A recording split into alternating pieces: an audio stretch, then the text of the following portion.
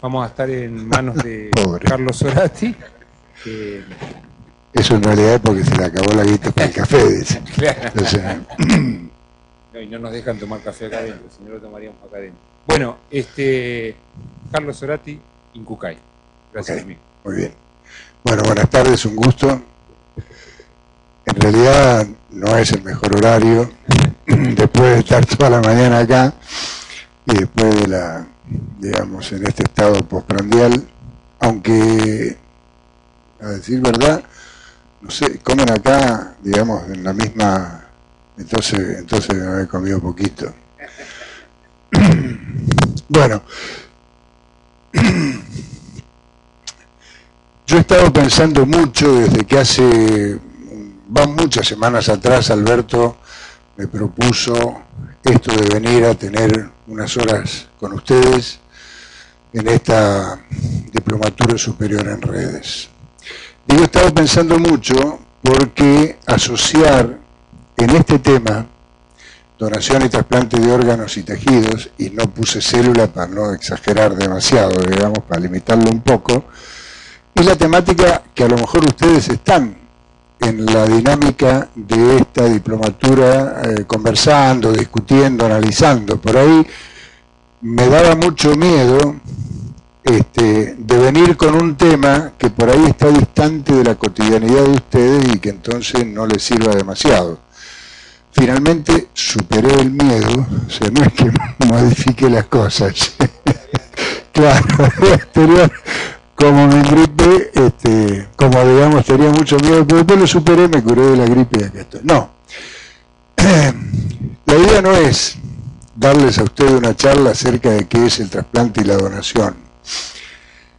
Pero la verdad estoy tan tentado, sabiendo de que acá hay gente de todas las provincias, directores de hospitales, funcionarios, o sea, ustedes son, digamos, la conducción del sistema sanitario, y no está mal tratar de tirar algunas, digamos, pasar algunos chivos y convencerlos un poco de un tema que sí, vuelvo a decir, está bastante distante de muchas de las agendas sanitarias, ¿no?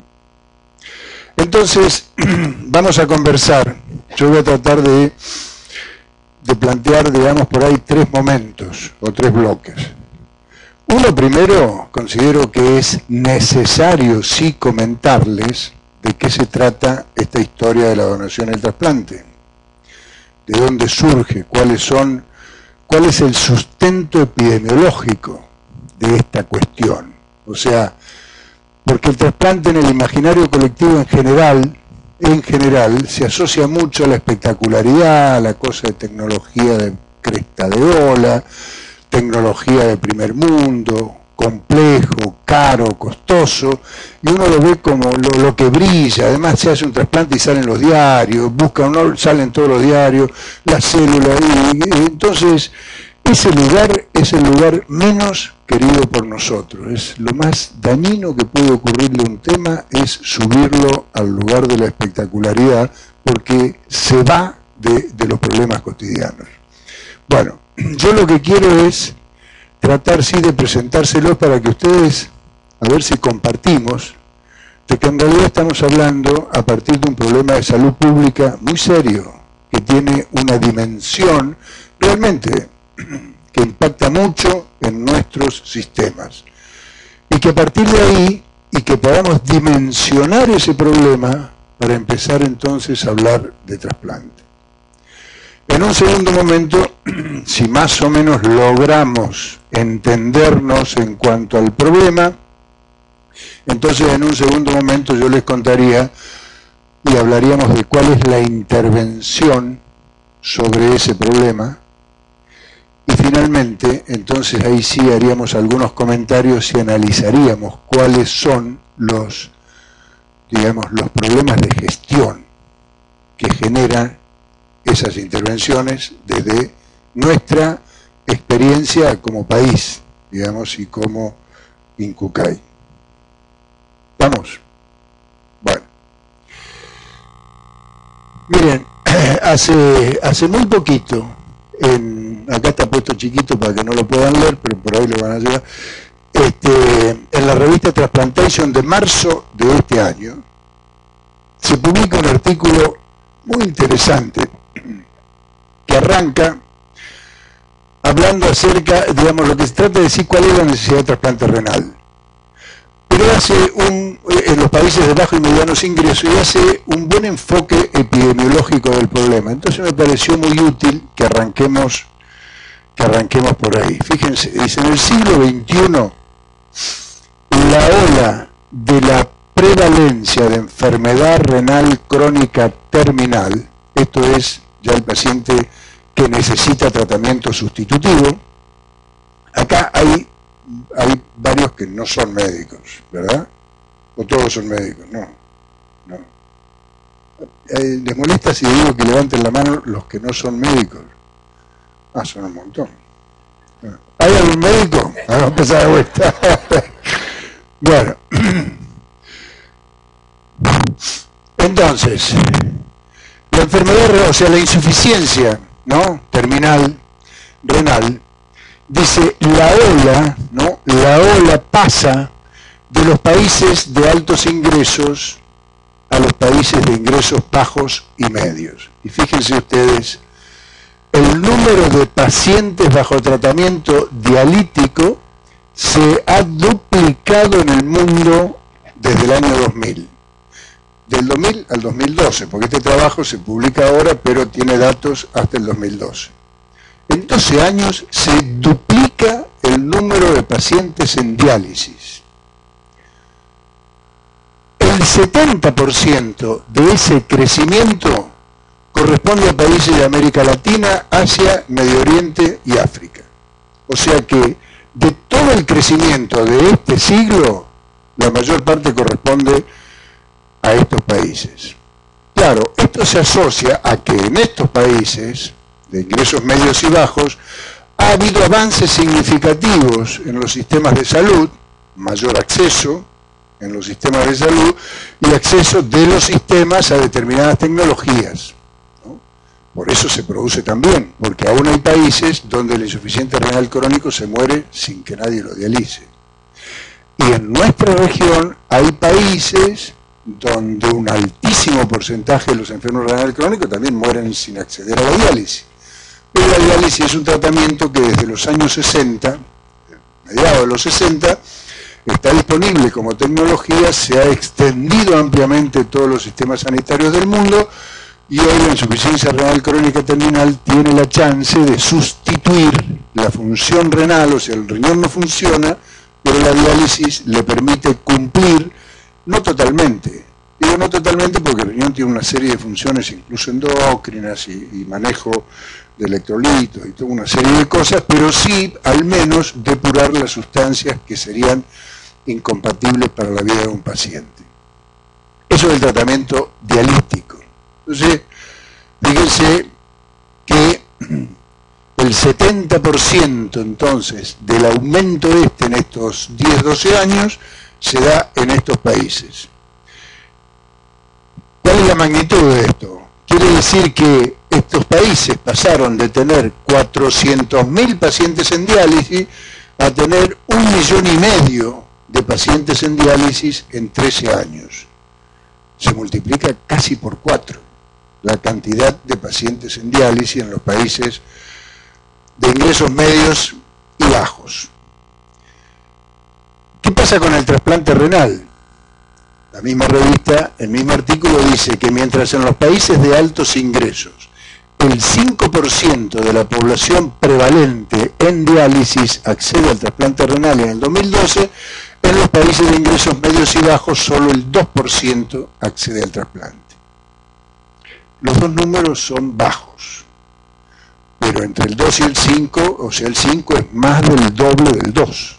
Y esta es la diferencia, este acceso a tratamientos complejos y digamos, nuevos, es lo que marca la diferencia entre los países de altos ingresos y los países de medianos y bajos ingresos. Si uno lo grafica esto representa esto, que de esta torta de pacientes en diálisis, 1,5 millones de pacientes en diálisis, solo este poquitito, el 2%, accede al trasplante renal.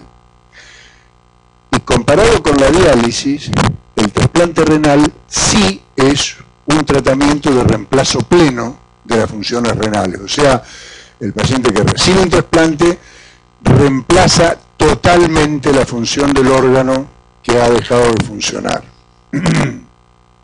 Además de que se independiza de estar 3 veces por semana, 4 horas conectado a una máquina de diálisis. ¿Qué otra cosa dice este mismo artículo? Fíjense, ¿cuál es el costo per cápita en los países de altos ingresos de estas terapéuticas? El trasplante renal, después del momento del trasplante, en los años siguientes, el paciente trasplantado es un paciente que recibe tratamiento inmunosupresor de por vida.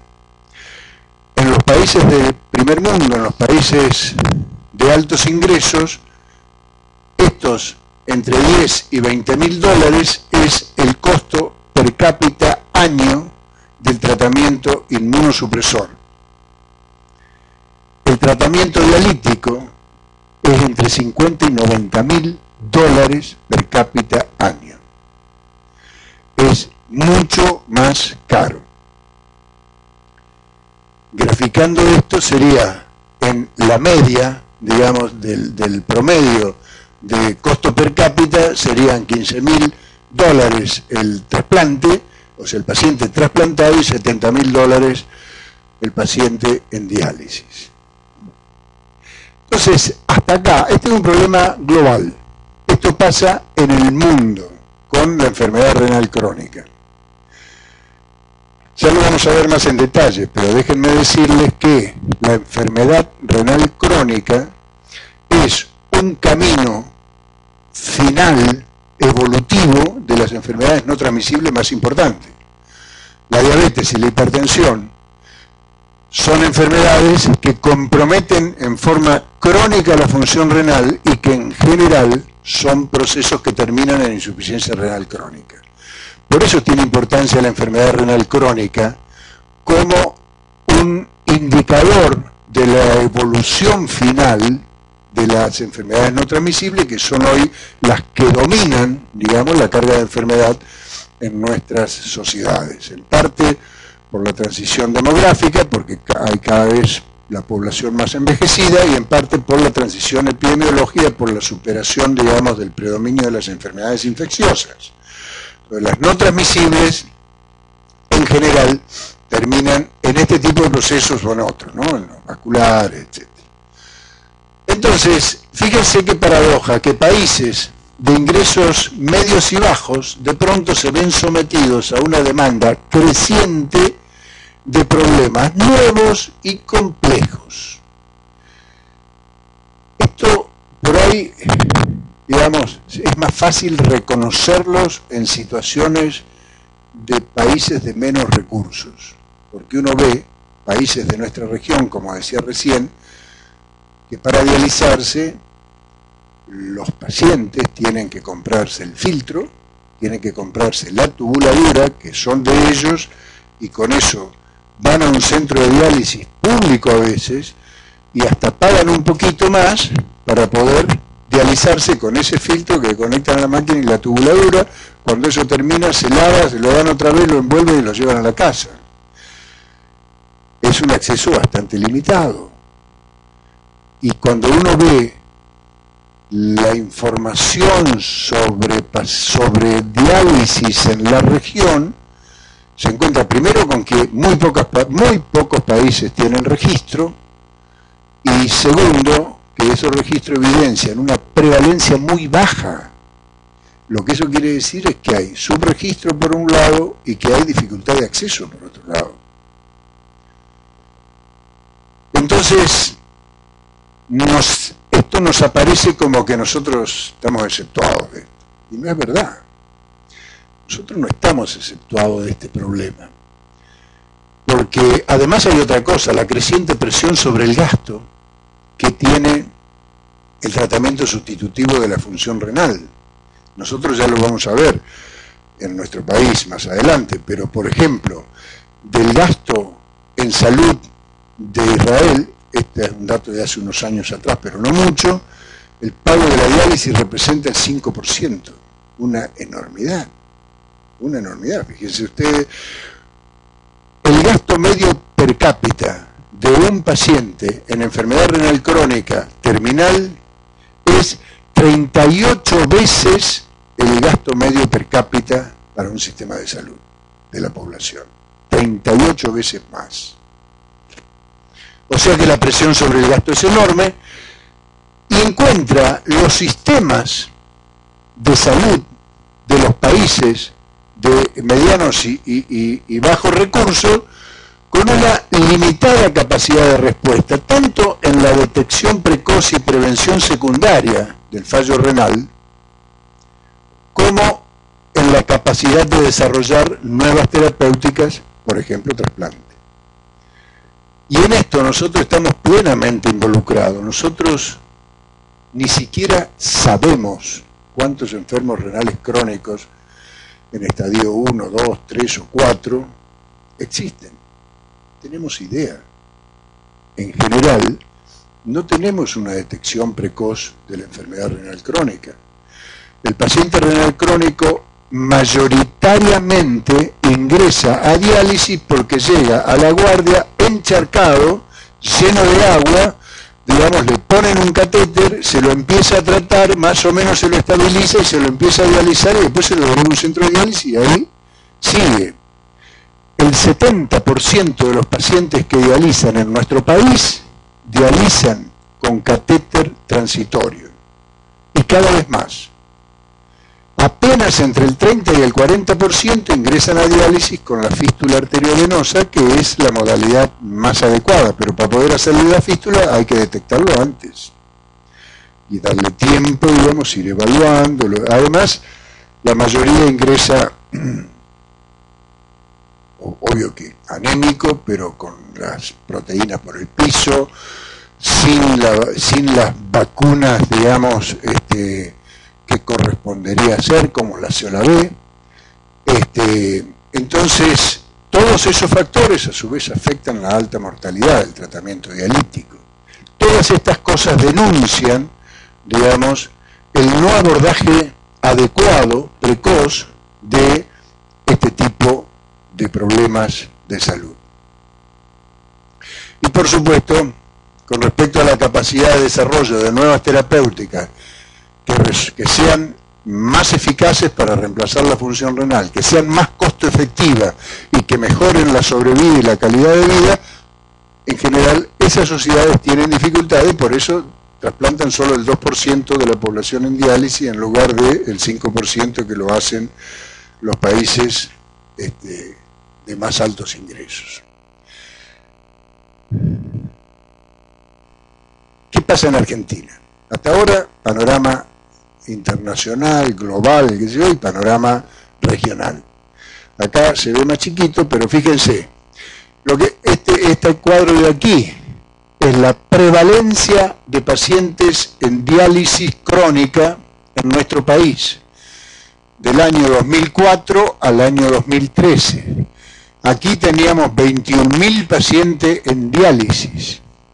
22, 23, 24, ¿no? 27.900 pacientes en diálisis en el 2013, o sea, la población que dializa sube año a año.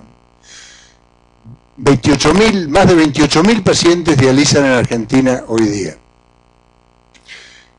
Y la incidencia puntual es de entre 5.200 pacientes que ingresaron por primera vez a diálisis en el año 2004, en el año 2013 ingresaron 6.700 pacientes, o sea que la incidencia también aumenta. Aumenta la prevalencia, aumenta la incidencia, y esto es Argentina. Argentina tiene un registro de diálisis, de los pocos países que tiene un registro de diálisis donde está incluido probablemente el 98% de los pacientes que dializan. Ese registro está en el Sistema de Información de Donación y Trasplante en el SINTRA, y conjuntamente con la Sociedad Argentina de Nefrología, cada año se hace todo el análisis de esa información en bruto se procesa y se publica como registro argentino de hemodiálisis crónica. Y de ahí son estos datos. Si se hiciera una proyección de incidencia y prevalencia, ocurriría esto. Nosotros ahora estamos en 643, este es 2013, 643 pacientes por millón de habitantes en diálisis. 643, venimos desde un poco más abajo de 600 y de seguir así en el 2020 vamos a estar por encima de 710, 725 por millón de habitantes en diálisis, de prevalencia, o sea, cada vez mayor cantidad, y no porque crezca la población, sino porque crece la prevalencia y porque crece también la incidencia y la proyección de la incidencia. Acá estamos en 160 por millón de habitantes de ingresos anuales a diálisis. Vamos a llegar en el 2020 a superar 167, 170, 174 por millón de habitantes que están ingresando nuevamente a diálisis. Esto lo que está reflejando es que cada vez hay más hipertensos y cada vez más diabéticos, que son las causas más importantes, que van generando este fallo renal crónico que nosotros lo tratamos solo cuando necesita diálisis. Esta es la Argentina en el 2005. Las provincias más oscuras son las que, en este caso, el azul más oscuro es más de 900 pacientes por millón de habitantes en diálisis, o sea, es la prevalencia de diálisis. Fíjense que en el 2005 había solo Neuquén, ¿no?, con más de 900 por millón de habitantes. Fíjense que en el 2013 está Neuquén, Río Negro, San Luis, Tucumán. O sea que las provincias también van incorporándose. Y fíjense que este otro azul un poquito más intenso son entre 800 y 900, Tucumán y Jujuy. Fíjense que acá está prácticamente el resto de Cuyo, Mendoza, San Juan, La Rioja, Santiago del Estero, Jujuy, están con más de 800 pacientes en diálisis por millón de habitantes, prevalencia creciente.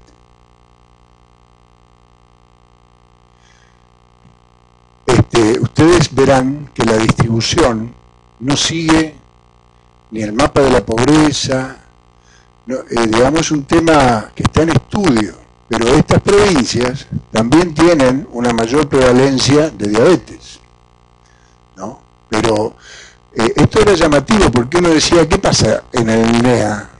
¿Qué pasa en la zona litoral? También está aumentando, porque fíjense cómo el color se hace más intenso, y tampoco es un problema de falta de acceso. Esto lo hemos analizado bastante, lo hemos discutido mucho con los nefrólogos, porque digamos, Córdoba, Santa Fe, Entre Ríos, digamos, son provincias donde los centros de diálisis se han desarrollado mucho y precozmente. No parece ser un problema ni de acceso ni un problema asociado al mapa de la pobreza. Y acá es lo que le decía, fíjense la tasa, o sea, pacientes por millón de habitantes y por año, incidencia, o sea, casos nuevos de nefropatía diabética, fíjense cómo crece.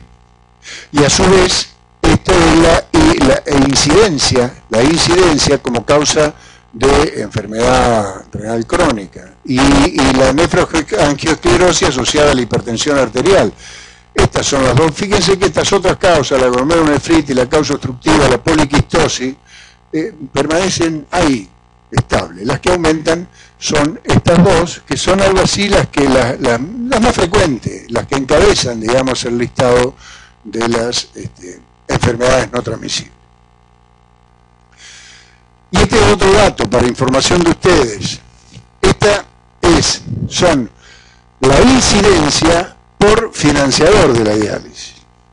El principal financiador es el PAMI, pero a su vez el PAMI aumenta cada año la cantidad de pacientes que ingresan.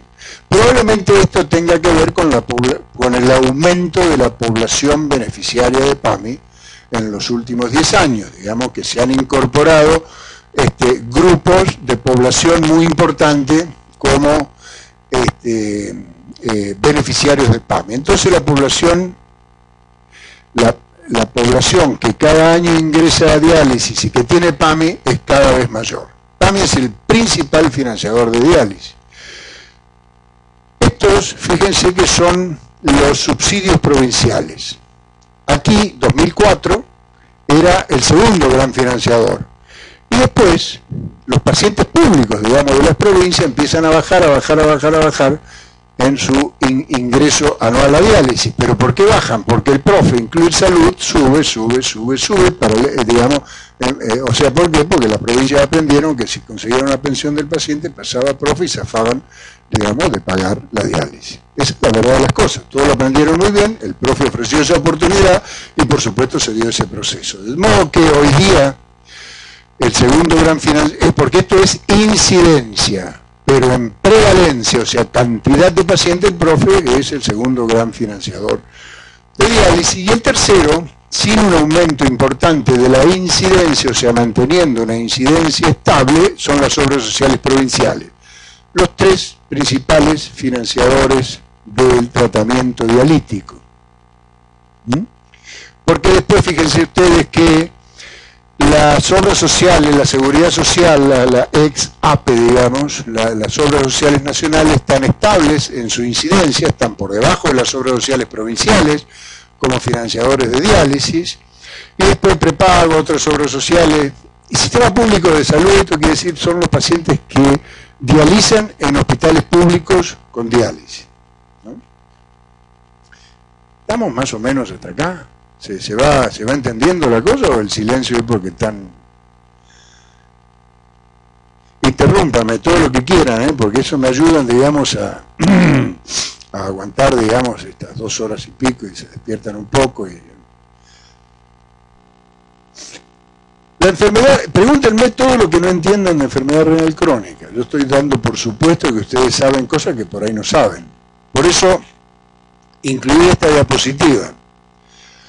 Este es un iceberg muy lindo, que lo conseguí hace poquito, porque yo antes tenía uno dibujado que era un espanto, no servía para nada, pero este se lo robé al doctor Canel, que está muy lindo. Pero este iceberg representa la enfermedad renal crónica, donde el estadio 1 inicial, el estadio 2, el 3, el 4, aquí ya se empieza a comprometer el índice de filtrado glomerular, que es un dato objetivo y concreto, pero aquí ya empiezan a aparecer alteraciones con las proteínas o con la microalbuminuria, la albuminuria, son cosas detectables precozmente, quizás más precozmente que cualquier otra, y se empieza a comprometer el filtrado glomerular, también detectable de una manera muy fácil, muy fácil. Si se dosa creatinina en un paciente jugando con la creatinina, la edad y el sexo, porque hay ahí alguna cosita que cambia,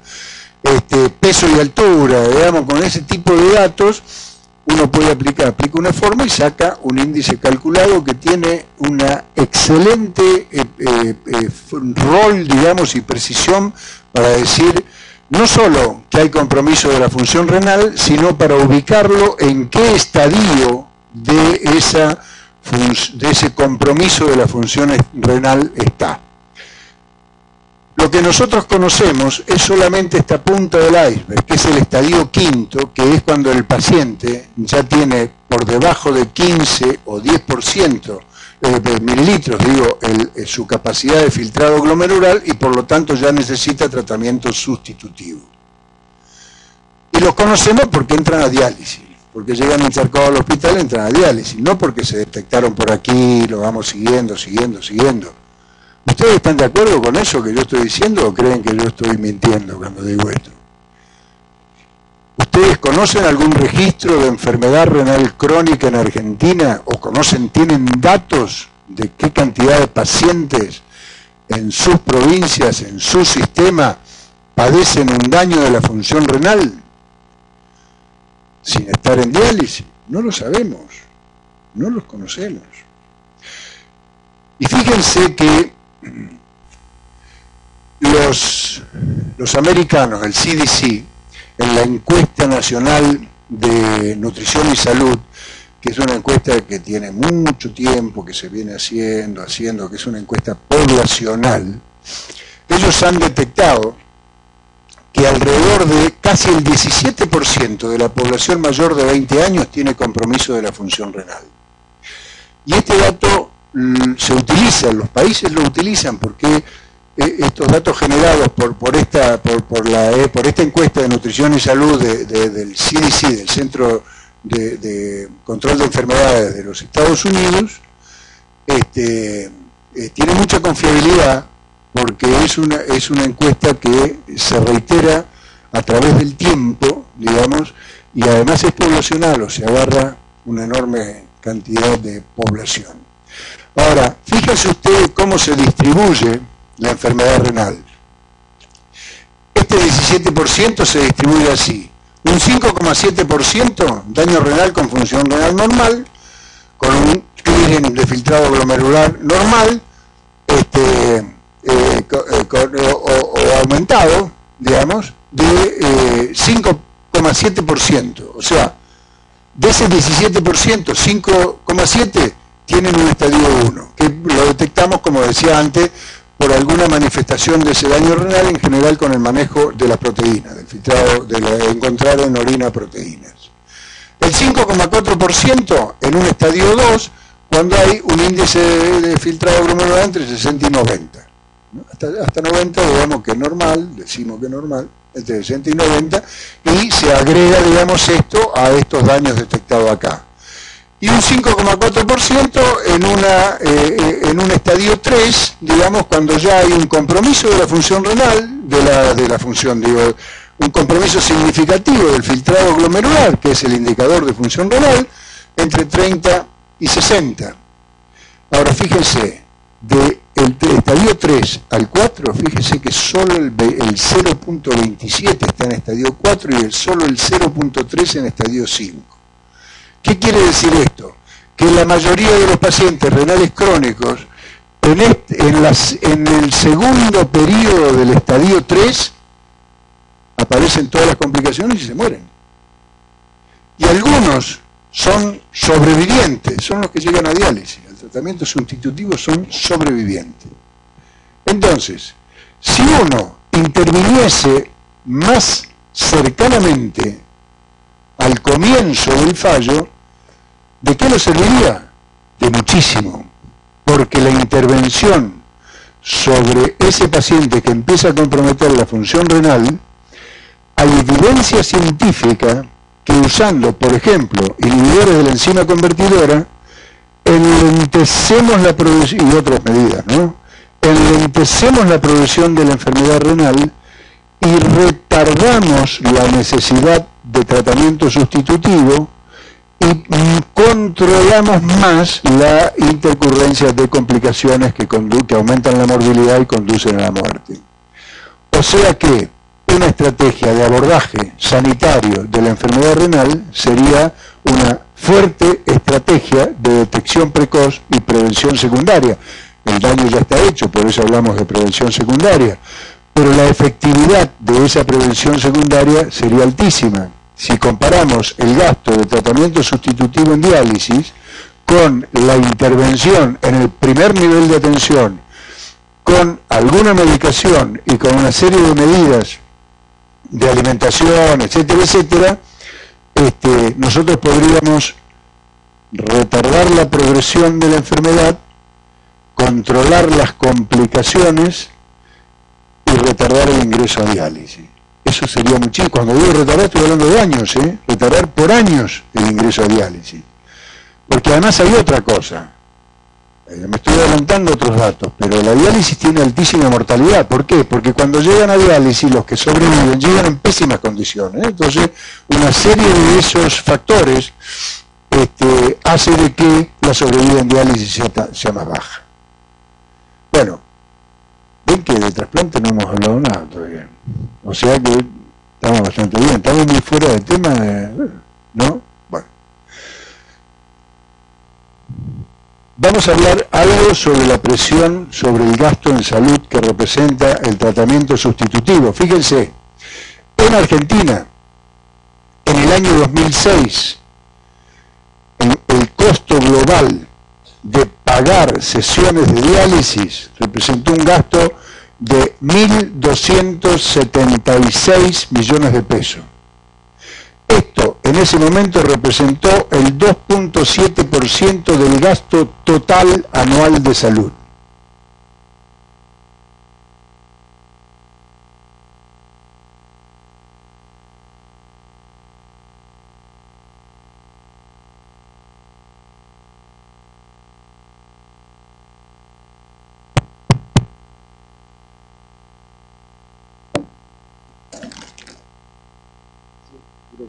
Bueno, entonces, este gasto total incluye todo el gasto, aún el gasto de bolsillo, 2,7%. Y esto es lo que le dije antes, 38 veces más el gasto del tratamiento per cápita año del paciente con tratamiento sustitutivo en relación con el gasto público en salud por persona, ¿no? 38 veces.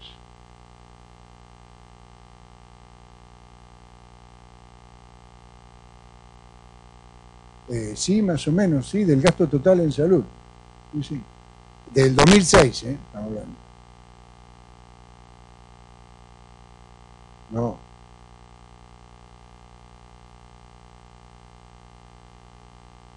Es del gasto total, pero por ciento, 2,7%, o sea, sería el 2,7% de ese 9.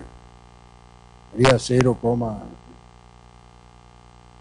Fíjense que en el 2011 el gasto se duplicó, 2.480 millones de pesos se gastaron en el pago de la diálisis.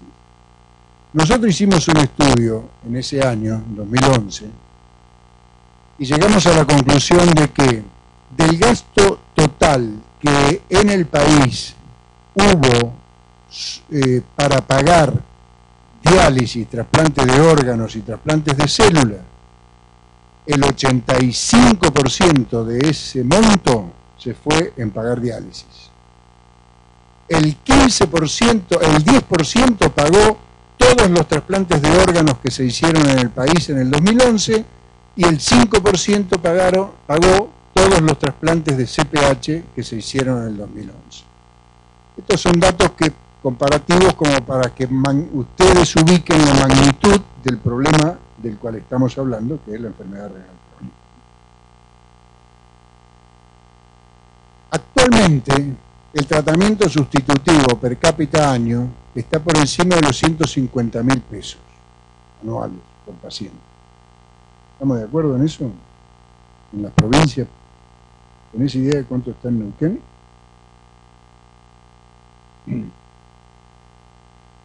Este es un dato que el equipo ahí nuestro lo estuvo actualizando en base a la última resolución de PAMI, que aumenta, digamos, el módulo de diálisis, y en base a la comparación con otros financiadores,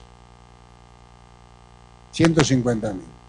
Y el tratamiento inmunosupresor, el gasto en inmunosupresor por paciente año está en 30.000 pesos. Este dato es absolutamente confiable porque es el dato que surge del programa nacional por el cual se proveen drogas inmunosupresoras a los pacientes sin cobertura o con cobertura PROFE que han recibido un trasplante. Hay 3.050 pacientes con cobertura de inmunosupresores desde este programa del Ministerio de Salud que lo gestionamos desde el INCUCAI. Y el gasto per cápita de esos 3.000 pacientes, más o menos 32.000 pesos.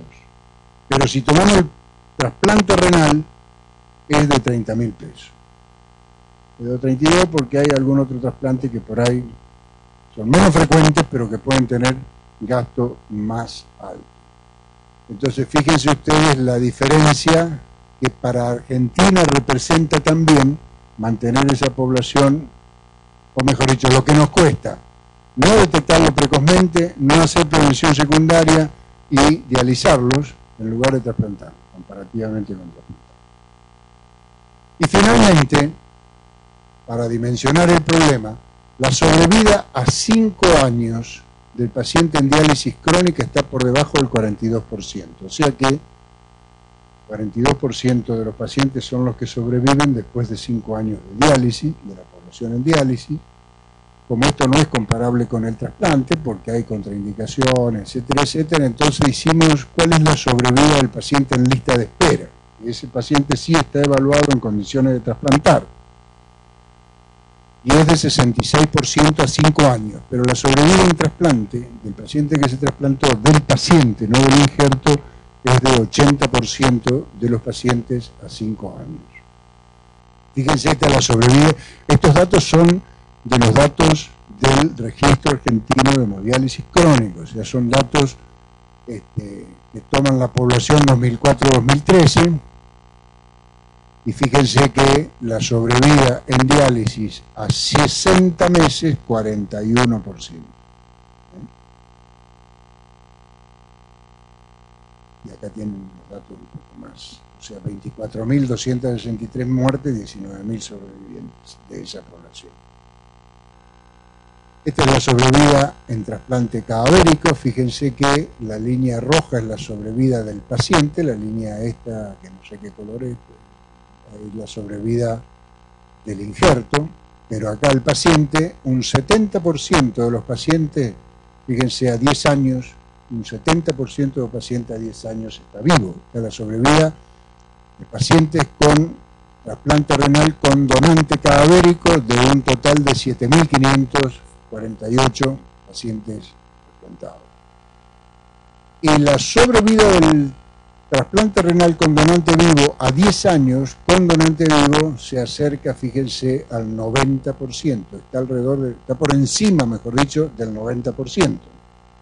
Entonces uno dice, ahora que está muy mediatizado el trasplante con donante vivo y que nos va a resolver el problema todo, entonces uno dice, bueno, hagamos trasplante con donante vivo. Entonces, hagamos la siguiente aclaración. Fíjense que esta es la sobrevida de pacientes con trasplante con donante cadavérico, pero diferenciamos por edades del receptor, y aquí tenemos el paciente que tiene 18 a 30 años, fíjense que a 10 años este paciente tiene una sobrevida de 85%. O el paciente que el receptor, que tiene menos de 45 años con donante cadavérico, anda por a 10 años por el 80%.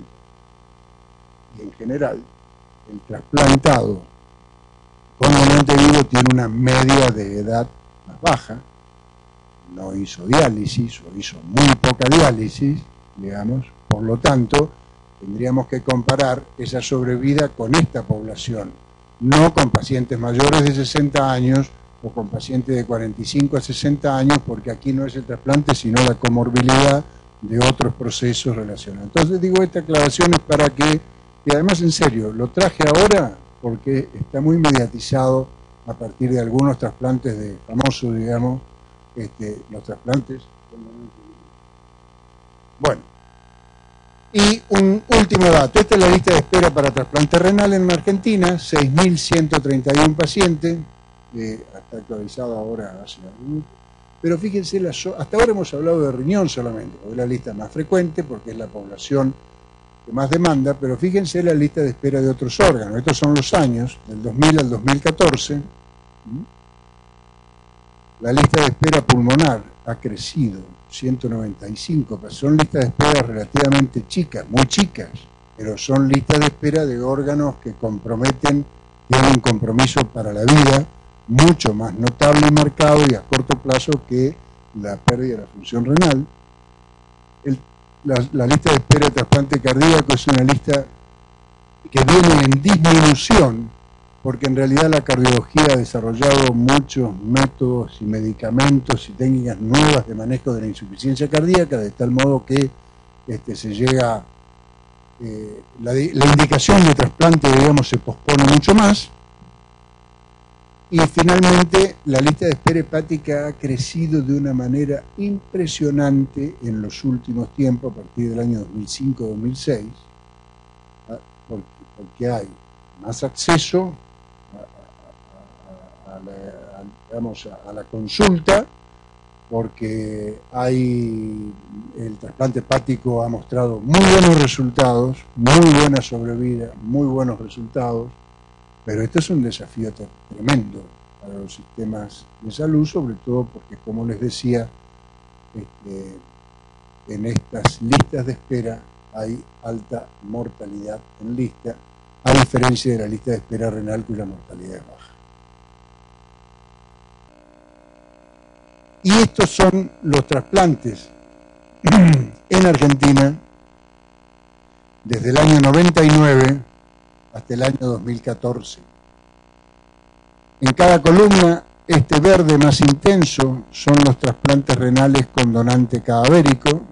A partir del 2003 empieza a incrementarse el número de trasplantes con donante cadavérico. En los últimos 2 años, 2013 y 2014, bajamos un escalón. Este más clarito, este color, son los trasplantes renales con donante vivo. También se incrementaron, acá había 20 y pico, 50, 90. Se fueron aumentando progresivamente, llegamos alrededor de 400 trasplantes con donante vivo en los últimos años. Fíjense que esto hizo de que el total de trasplantes renales no se cayera tanto en los últimos años como el cadavérico. Este color son los trasplantes hepáticos que se hicieron durante cada año, y el colorcito este más claro de arriba son los trasplantes hepáticos con donante vivo, que son muy poco frecuentes, pero existen también. Y finalmente los trasplantes intratorácicos, estos lila, y los celestes son los trasplantes combinados, complejos, intestinales, renopáncreas, etc. O sea que Argentina, de 680, 750 trasplantes de órganos por año, en los últimos 10, 12 años ha crecido de manera sostenida, con algún altibajo, hasta acercarse a los 1.700, 1.800 trasplantes de órganos. ¿Y por qué este número de trasplantes? Estos son los donantes de órganos que cada año, en esos mismos años, del 99 al 2014, se han dado en Argentina. Fíjense ustedes, acá estos 99, 2000, 2001, 2002 estaba amesetado, y si hubiéramos venido un poquito más atrás nos encontrábamos con lo mismo. Se estaba como estancado la generación de donantes de órganos cadavéricos en Argentina. Fíjense que también los trasplantes de órganos en estos años estaban estancados también. Y es a partir de aquí que se incrementan los trasplantes de órganos y bajan aquí al final. O sea que se corresponde esta curva de trasplante con esta curva de donantes. Acá está el número absoluto, el número de donantes, y el número relativo por millón de habitantes, los donantes. De 6,90, 6,80, 6,40 por millón de habitantes en estos años, a superar los 15 en el 2012 y después caer un poco hasta los 13,4 o 13,01 el año pasado. Esta correspondencia de las figuras de estos dos dibujos, de estas curvas, es lo que indica que la rueda del trasplante se mueve con la generación de donantes cadavéricos. En síntesis, entonces, la enfermedad renal crónica, un iceberg del que solo conocemos la punta de ese iceberg. La presión sobre el gasto es 38 veces mayor, el gasto per cápita de la enfermedad renal crónica, que el gasto, digamos, de la población per cápita, digamos, en salud.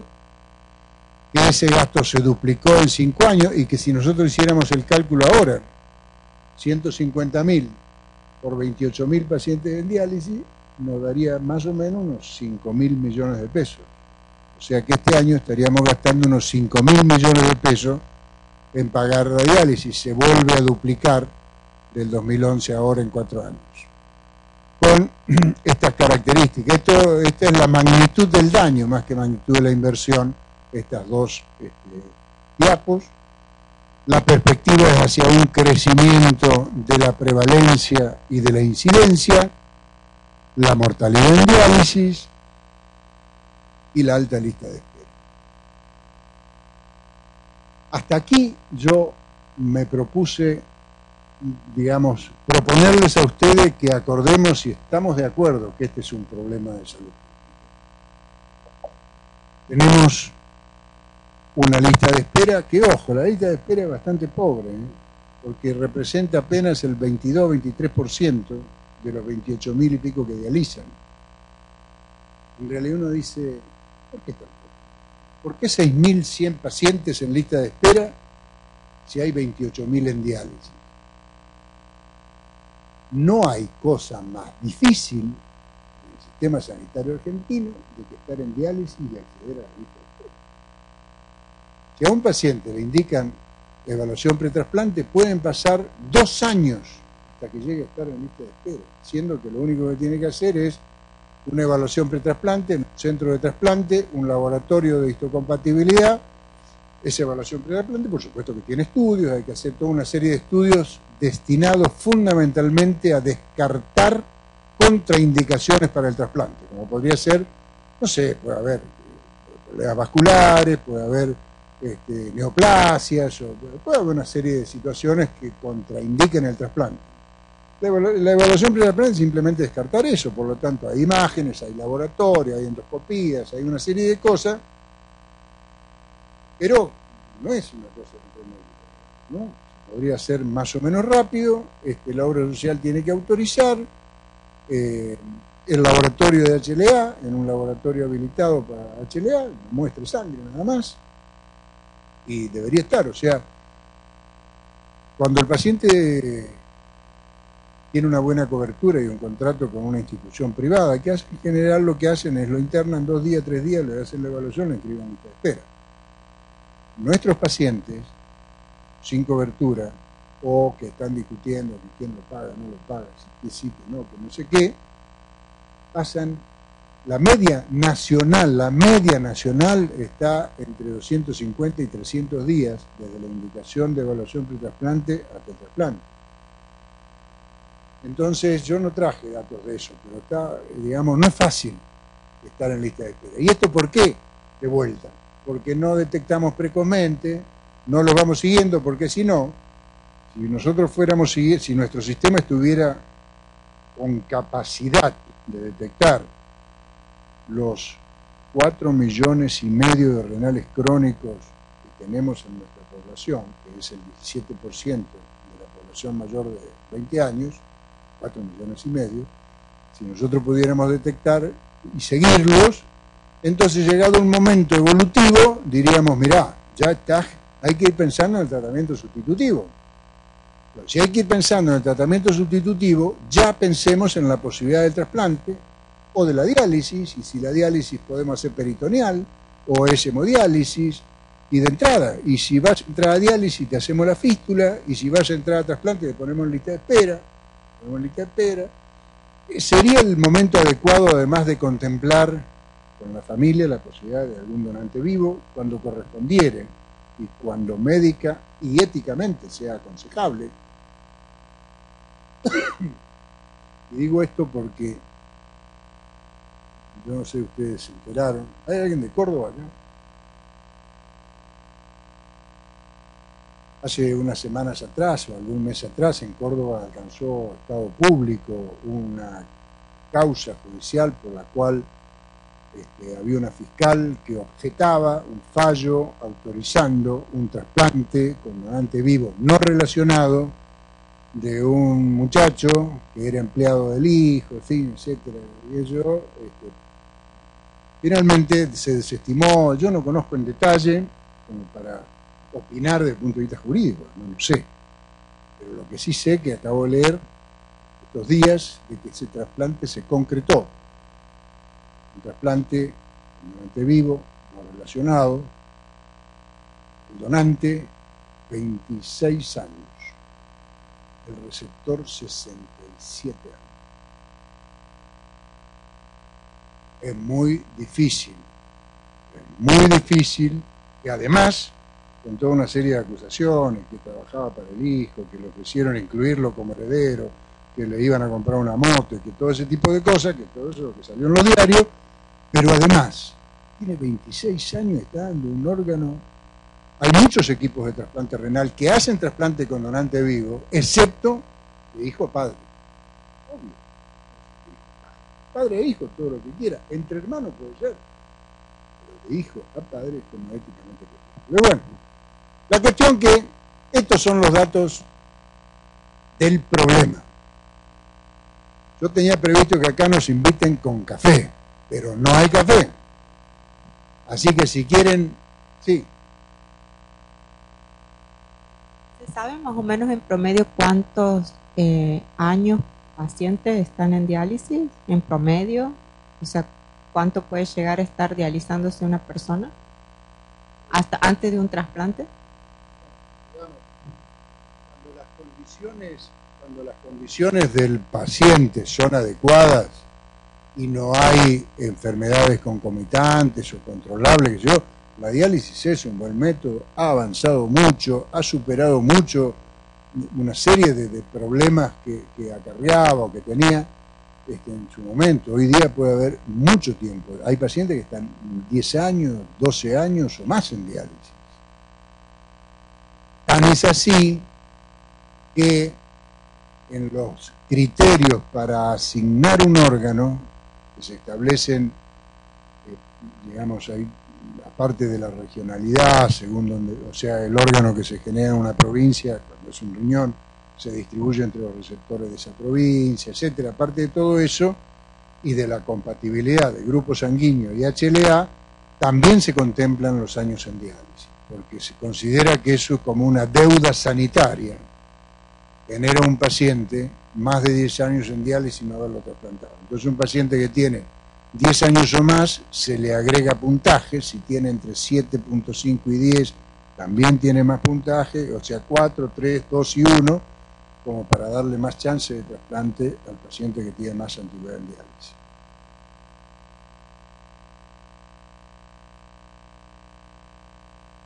Claro. Por eso yo les mostraba la curva de trasplante y la curva de donante. Está claramente relacionada. Uno podría decir ahora entonces, ¿qué tenemos que hacer para aumentar el número de trasplantes? Aumentar los donantes. O sea, aumentar la disponibilidad de órganos para trasplante. ¿Seguimos?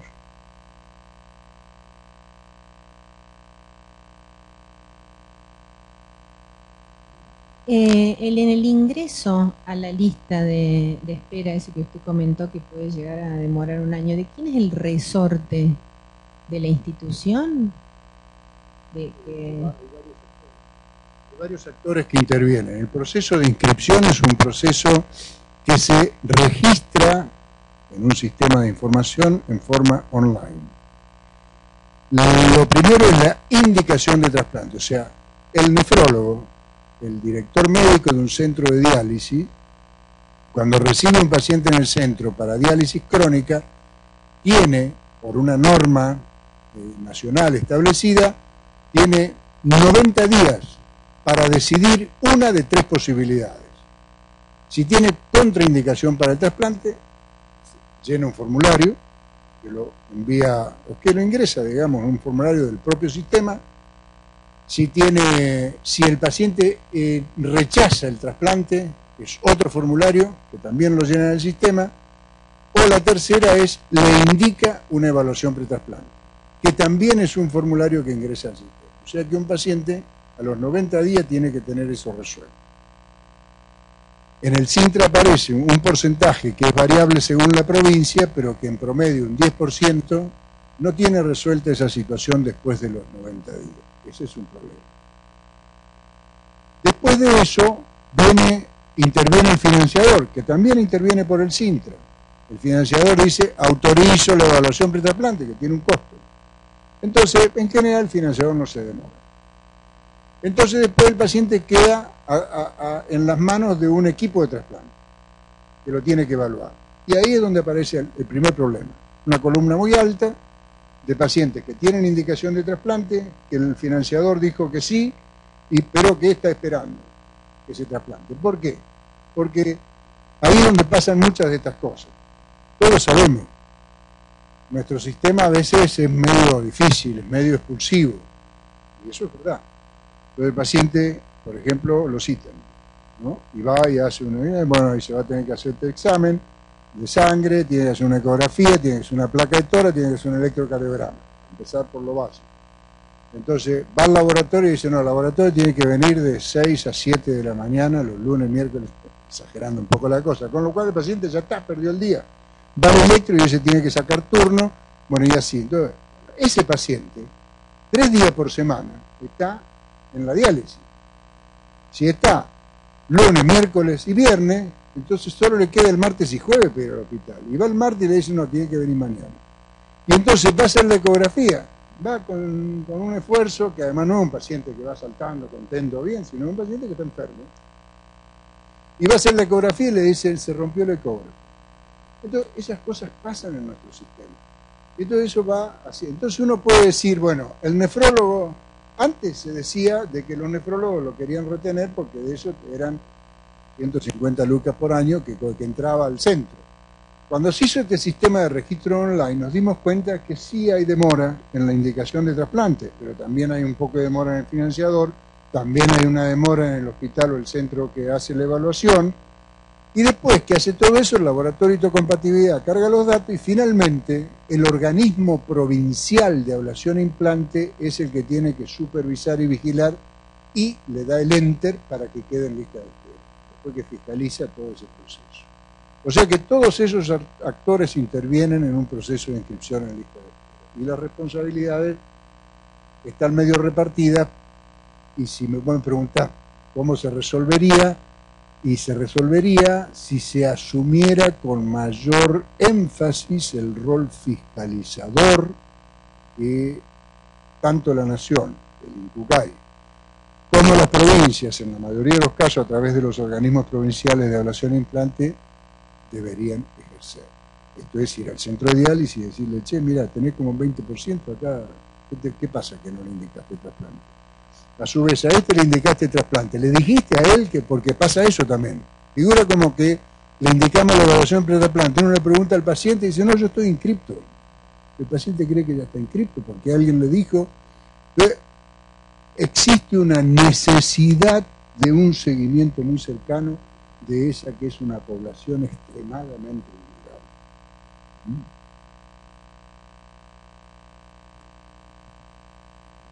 La lista de espera sería mucho mayor. Nosotros estamos convencidos que la lista tiene que ser mayor. Si ustedes se fijan ahí la lista, miren, entre el año al 2004, 2003, 2004 la lista bajó. Ese año fue que se puso en marcha el SINTRA, el sistema de registro. ¿Por qué bajó? Porque al migrarlos aparecieron un montón de pacientes que estaban fallecidos, pacientes que se habían trasplantado, toda una serie de... Por eso bajó. Y bajó como 1000 pacientes, ¿no? Y después, fíjense que no aumentó. Entonces, como no aumentaba la lista de espera, nosotros dijimos que no puede ser. ¿Cómo va a aumentar la población en diálisis y no va a aumentar la lista de espera? Y entonces hubo todo un programa nacional, con intervención del Ministerio de Salud de la Nación. ¿Ves? Hay discriminación, yo no sé si ustedes aceptan esta discriminación. Porque muchos nos preguntábamos eso también, vamos a aumentar la lista de espera, fíjense que de 4.000 llegamos a superar los 6.000, está bien que sea así, y estos son 22%, tendríamos que tener un 35% o 40% de la población que dializa en lista de espera. Ahora, lo que estamos haciendo es creándonos un desafío como sistema sanitario, pero que se supone que tenemos que dar respuesta, porque si no estamos metiendo abajo la alfombra la verdad. La verdad es que hay una demanda, por eso es interesante este artículo que yo le comenté. Fíjense que el título era ¿cuál es la necesidad de trasplante en los países de ingresos medios?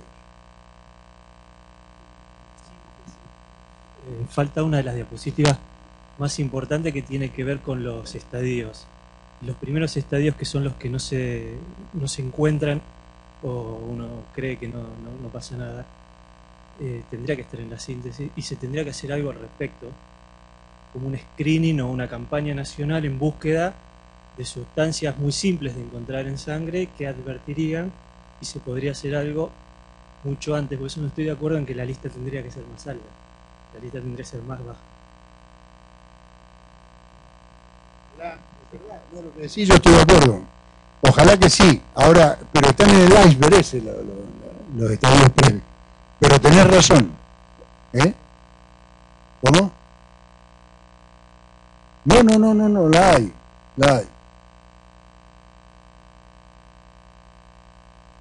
¿Sí? De acuerdo. Sí. Sí, yo, bueno, voy a salir en defensa de los bioquímicos. Yo soy bioquímica, trabajo en el CRAI Sur y hacemos todos... No, pero no tenemos lista, no le damos turno a los pacientes vienen con demanda espontánea, los que están para pretrasplante. Y los de trasplante también, es decir, no tienen que pedir turno, no tienen que hacer absolutamente nada, tienen que ir al laboratorio y se los atienden en el momento que ellos llegan.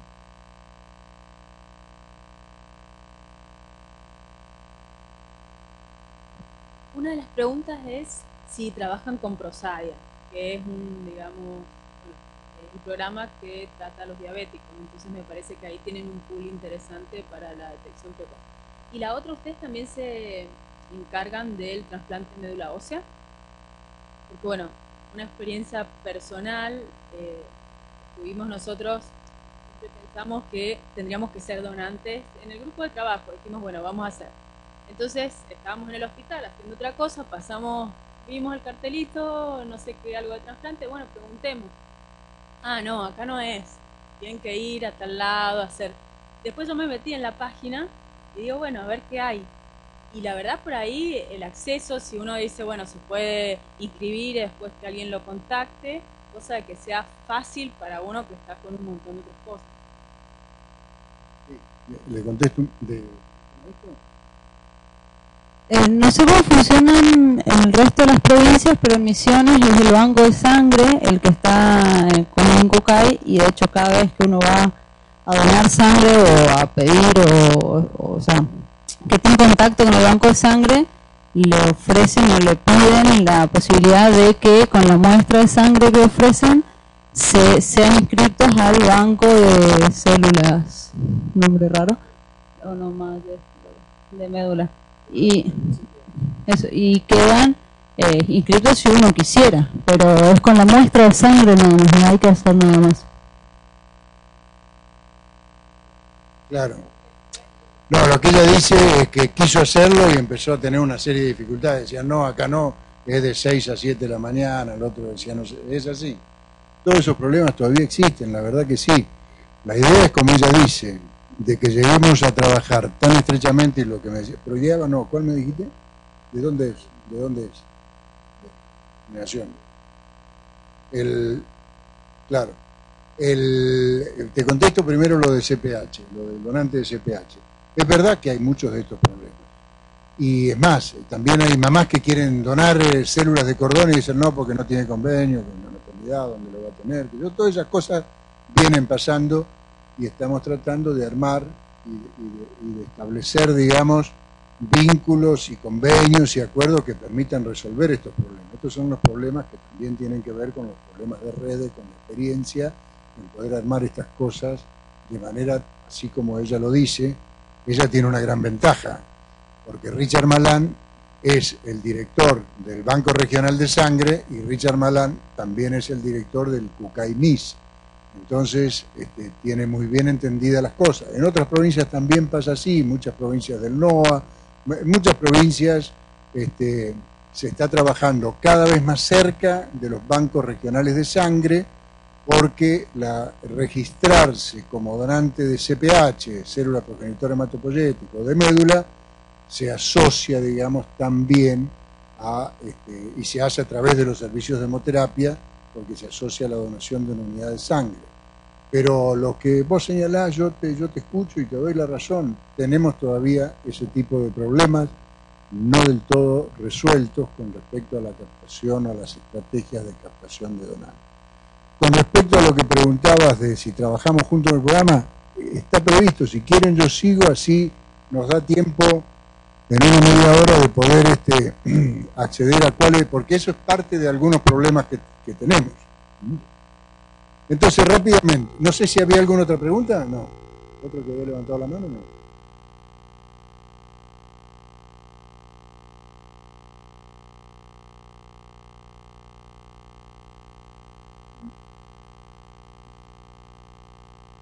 No, yo creo que se ha hecho más presente, digamos, la opción del trasplante. La opción del trasplante. Yo creo que es eso. Y el acceso. Porque yo recuerdo, muchos años atrás, un amigo, sigue trabajando en el tema, médico de una terapia intensiva, en la que había un proceso de donación y se generó un donante multiorgánico.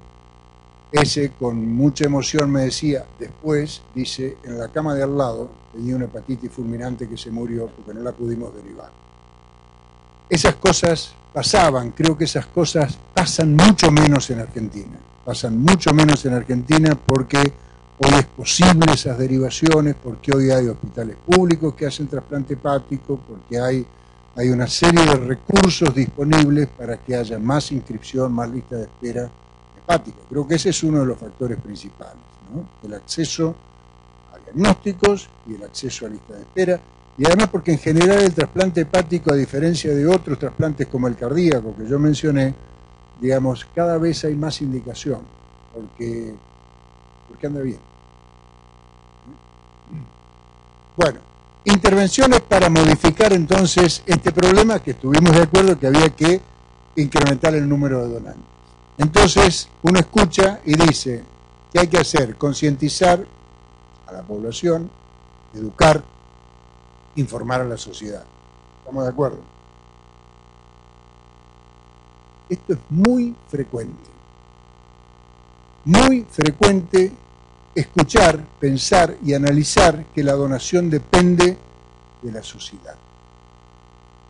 Nosotros no queremos negar esto. Pero dicho esto desde el sistema de salud, lo que quiere decir es que el sistema de salud queda eximido de toda responsabilidad en el caso. Si la gente no dona, no puede hacer más nada. Y lo traslada a los ciudadanos. Y si uno le pregunta a un director del hospital, no a la doctora, ya hemos hablado muchas veces, ¿hay algún otro director de hospital aquí? A la doctora tampoco le puedo preguntar porque va a saber el doctor de Neuquén, ¿de qué hospital? ¿De qué? No, porque hay otros hospitales. ¿Yo no? Sí. No, pero si uno le pregunta a un director de hospital, che, ¿qué pasa que no hay donantes? Y la gente no dona. Y si uno le pregunta a un médico de terapia intensiva, a un jefe de terapia intensiva, dice, ¿qué pasa que en este hospital no hay donantes? Y se infectan todos. Primero dice que no tiene casi mortalidad porque los tratan muy bien, y después dice que todos se infectan. O sea, sí.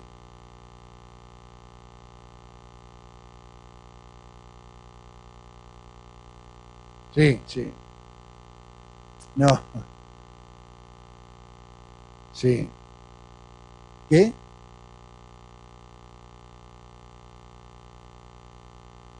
Sí, sí.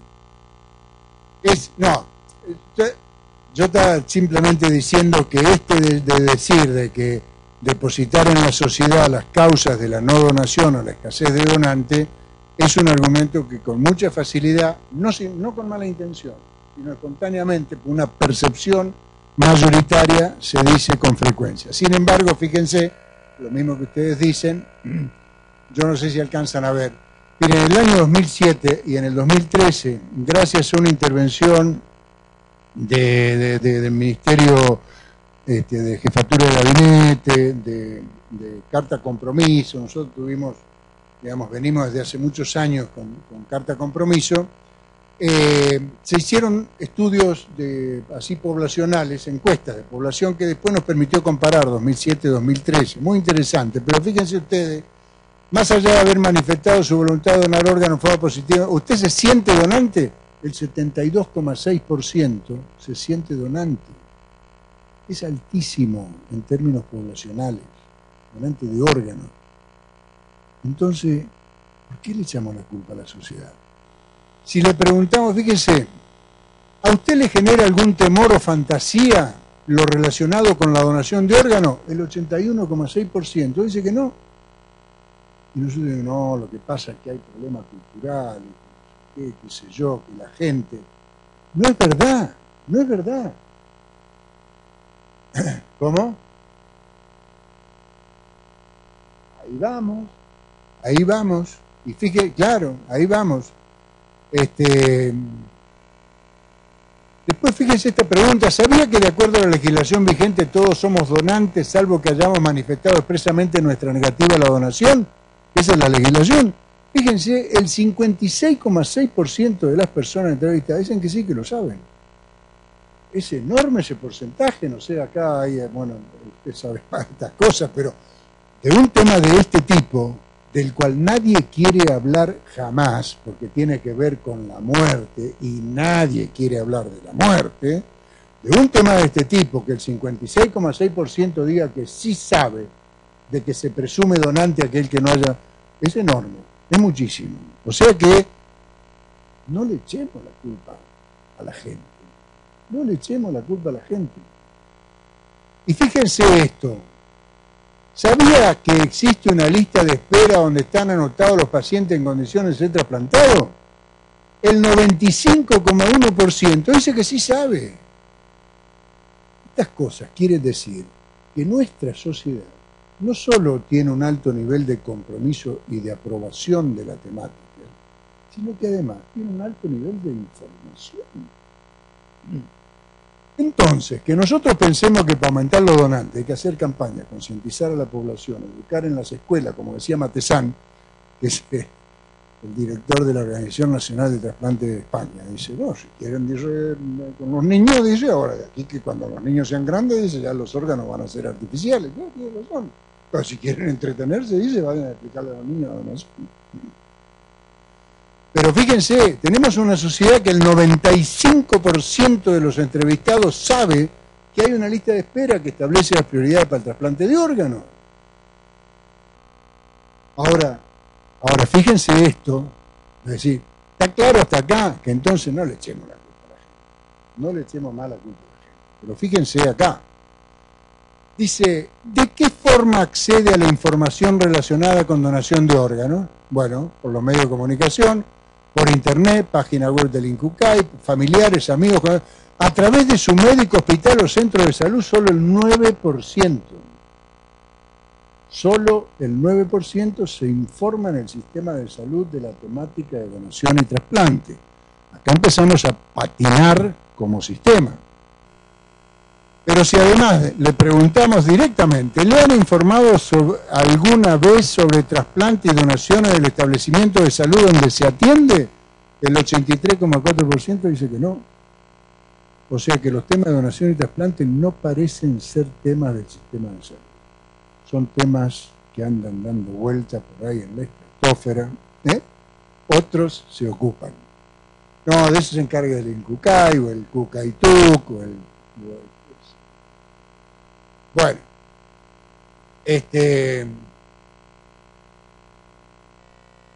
y después le preguntan, ¿le han aconsejado alguna vez los profesionales médicos que lo atienden que exprese su voluntad de donar órganos y tejidos destinados a trasplante? El 91,6% dice no. No está en el sistema de salud este tema. Y sí, ¿viste? Menos mal que acá hay poco, digamos. Por eso yo me imaginé, por eso le estoy pegando. Dice, ¿le han aconsejado alguna vez los profesionales médicos que lo atienden que exprese su voluntad de donar sangre para trasplante de células, lo que hablábamos recién? El 95,6% dice que no. O sea que, ¿cuál es el problema? Mejor dicho, entre los componentes de este problema que venimos manejando aparece que el sistema de salud no es un emisor de mensajes positivos a la donación. Nosotros pensamos que de esta manera nos estamos acercando cada vez más el bochín al problema real. Tenemos un problema. Tenemos un problema sanitario. Y tenemos un sistema de salud que no parece verlo. No lo está mirando. porque ni está buscando precozmente al renal crónico silencioso, ¿no? Pero tampoco está pensando en darle una opción más integral que la diálisis. Y ese es un problema que nos afecta a nosotros muy directamente. Por lo tanto, si para incrementar el número de trasplantes empezamos a hacer campañas para concientizar a la sociedad, educar a la población, informar a la sociedad, la estamos pifiando.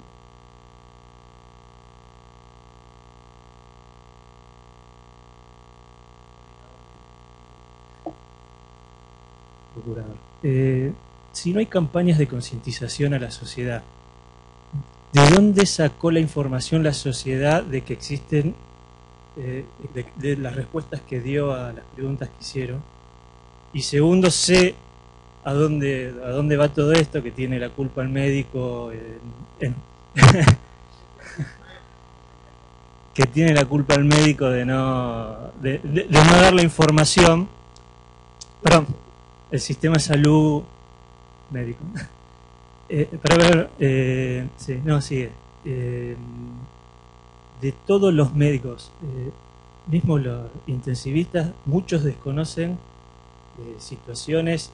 Digo, en el sistema público conozco gente que hace terapia intensiva que desconoce concretamente el concepto de muerte encefálica y las cosas que manejamos en el momento de la donación. ¿Cómo puede, digo, por decir, un pediatra que no está relacionado directamente con la muerte, o un hematólogo, o dar la información a la sociedad si hay intensivistas que no tienen idea? Y son los que más cercanos están con este tema. Por eso me parece que campañas habría que hacer. Algún tipo de campaña. Bueno, por eso. Yo no digo que, digamos, yo por ahí tiendo, a lo mejor me expreso mal o pongo algún énfasis. Yo voy a que hacer tampoco sabe mucho demasiado quien dice hay que hacer campaña. No se sabe bien campaña, qué hacer. Lo que hemos escuchado muchas veces es que si por campaña se entiende medios masivos de comunicación diciéndole a la gente sean donantes, ahí nos encontramos con tres problemas. El primero es que el emisor de ese mensaje es el menos creíble de todo, que es el Estado, primero. Segundo, que el contenido del mensaje está atravesado por la muerte, de la cual nadie quiere escuchar hablar. Y tercero, siempre faltan 2 mangos a hacer cualquier campaña, porque no es fácil hacer campaña.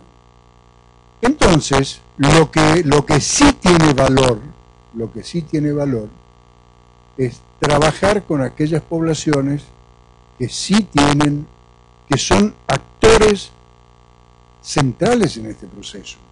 Porque hacer campaña, sea donante, es también, de alguna manera, es conocer una realidad y es decirle a los que saben, digamos, a los que son donantes, decirle, es como echarle la culpa.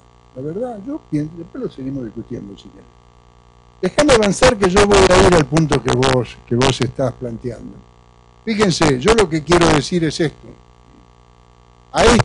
Ante esto, la respuesta, para mí mi ubicación concreta es pensar que el problema está en manos del sistema sanitario, fundamentalmente en manos del sistema sanitario. Lo que vos decís es cierto. Yo conozco hechos reales. La mamá de una chica de 19 años que se accidentó en una autopista X, que llegó a un centro sanitario y que murió en la terapia intensiva de ese centro sanitario, la mamá le dice al médico, dice, ella siempre fue donante, y en medio del dolor de la muerte le dice, ella siempre fue donante, y el médico, la respuesta fue, no, pero hoy es domingo y el INCUCAI no atiende. Esas respuestas son del sistema sanitario. Entonces está claro que hay que, y además, ¿cuánta gente, que ha manifestado su voluntad de ser donante, fallece en nuestras salas de clínica médica, terapia intensiva en tantos hospitales del país, y nadie le pregunta ni le da la opción de ser donante, lo cual también es un derecho? Bueno, pero vamos a apurar. Entonces, permítanme que yo, no es que menosprecie y lo saque, yo creo que hay que hablar de estos temas, hay que hablar, siempre hay que hablar de estos temas, bien, pero digo, no es la prioridad. Me parece que los recursos son escasos, dirijámoslo a donde tenemos que dirigirlo para ser más eficaz. Entonces, yo les voy a contar rápidamente esto. No sé si ustedes lo saben, pero el INCOCAI es un organismo del Ministerio de Salud, tiene un consejo asesor de pacientes que funciona regularmente, se reúne todos los meses, son como 30 ONG de todas las provincias, tiene comisiones asesoras de profesionales de todas las especialidades, no de todas las especialidades, de todos los trasplantes, o sea, tiene un muy buen sistema de asesoramiento en la temática, tiene una legislación y normas que hacen que sea, digamos, es una institución, parte del sistema de salud, que además tiene un marco regulatorio que es de alcance nacional y único, lo cual no es poco en un país federal como el nuestro, cuando las provincias en realidad son las que tienen reservada su competencia, su poder de policía sanitario. Sin embargo, nadie duda en este país que la lista de espera es única, nadie duda en este país que el diagnóstico de muerte se hace bajo un protocolo único nacional, que los criterios de asignación son únicos y nacionales. Eso tiene muchísimo valor en nuestro país. Y finalmente es la solidez en la elaboración normativa, porque cada norma de criterio de ingreso a lista de espera, de asignación de órganos, registro de trasplante, todo ese tipo de cosas, tienen la solidez normativa que le da el consenso de todos los actores. Déjenme decirle que habría una cuarta cosa que yo podría poner acá, y que es el SINTRA, Sistema Nacional de Información en Procuración. Es un sistema que tiene todos estos registros que funcionan online y que permiten que cada uno de los procesos quede registrado, desde el paciente que ingresa a diálisis, la inscripción en lista de espera, el proceso de distribución a partir de un registro de proceso de procuración y el trasplante, y después el seguimiento post-trasplante. Somos de los pocos países del mundo que tienen un sistema online con estas características. Esto es un dato muy valioso, porque al transparentar la actividad despejó muchas dudas, muchos fantasmas. Aquí hay una trazabilidad perfecta, total, incuestionable, entre un donante y cada uno de sus receptores, ¿no? Eso, o entre el paciente que empieza a hacer el proceso de inscripción hasta que termina la lista de espera y se trasplanta, etc. Esto es un gran mérito de Argentina. Pero volvamos. A su vez, cada Ministerio de Salud provincial tiene un organismo provincial de ablación e implante, o sea que hay 24 organismos provinciales, y cada una de las provincias tiene un representante en la Comisión Federal de Trasplante. O sea que, como corresponde a un país federal, realmente tiene una estructura institucional muy fuerte, muy sólida, y esto le permite hacer programas nacionales, como el Programa Federal de Procuración, que se implementó en el 2003, y que introdujo una variable muy interesante, que es la figura del coordinador hospitalario de trasplante. ¿En qué año fuiste coordinador? ¿De por ahí?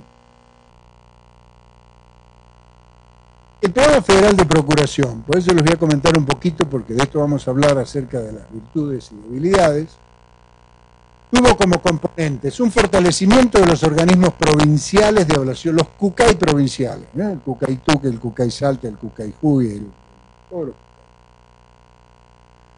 Incorporó la figura del coordinador hospitalario, o sea, hasta entonces el rol del hospital era llamar por teléfono al organismo provincial y decirle: tengo un donante. El organismo provincial agarraba un vehículo, iba hasta el hospital, se hacía cargo del diagnóstico de muerte, del mantenimiento, porque ese equipo iba con un intensivista, con un neurólogo, un técnico en electro, un enfermero, en fin, todo, y un coordinador que se hacía cargo hasta de entrevistar a la familia, todo, el organismo provincial. A partir de este año se dijo: alguien del hospital tiene que estar, para no ser tan externos al hospital. Por eso la figura del coordinador hospitalario, un subprograma de calidad con un registro y seguimiento de Glasgow 7. El Glasgow es una escala de comas. Los comas agudos se clasifican midiendo la respuesta ocular, la respuesta verbal y la respuesta motora de un individuo en coma. Se lo clasifica entre 3, 4, 5, 15 el que está normal, y de ahí para abajo. El Glasgow 3 en 15 es el que está en coma, que no responde a ningún estímulo, ni ocular, ni verbal, ni motor. Y entonces, cuando un paciente accidentado, o con herida de bala, o con un accidente cerebrovascular en coma, llega a una guardia, siempre se aplica esta escala de coma y se lo registra, después se registra su evolución, y un sistema de financiamiento de la procuración que hasta entonces era totalmente altruista, voluntaria y desinteresada, como se dice. Más o menos 80 hospitales, 100 coordinadores hospitalarios, y fíjense ustedes el impacto que esto tuvo en la generación de donantes del 2003 en adelante. Quiere decir que hay un modelo organizativo instalado por una decisión sanitaria, quiere decir que hay recursos asignados, que hay, digamos, cosas muy concretas que se ponen en juego, y pasó esto. Sin campaña. Con desarrollo organizativo, con capacitación y con coordinadores hospitalarios, ¿no?